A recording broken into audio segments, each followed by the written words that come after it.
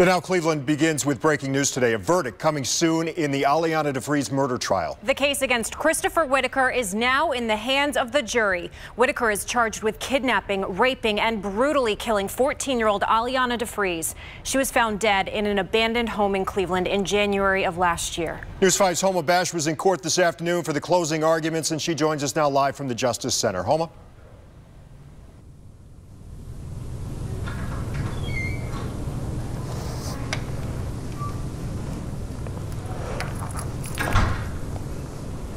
Over this last week, the jury has been seeing horrifying crime scene photos and horrifying evidence in the moments that led up to Alianna's death.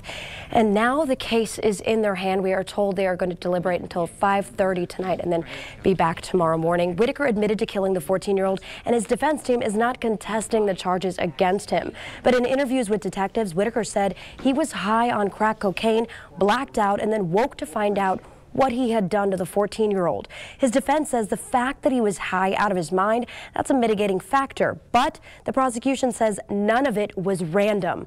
They say Whitaker chose that specific abandoned house and chose Alianna, waiting for her at the corner of East 93rd and Fuller. The evidence does not point to a drug-induced frenzy, does not point to a blackout. The evidence points to purposeful action, knowledge.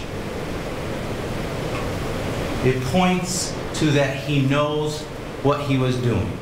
There's nothing in this world that could justify the events that occurred in this case.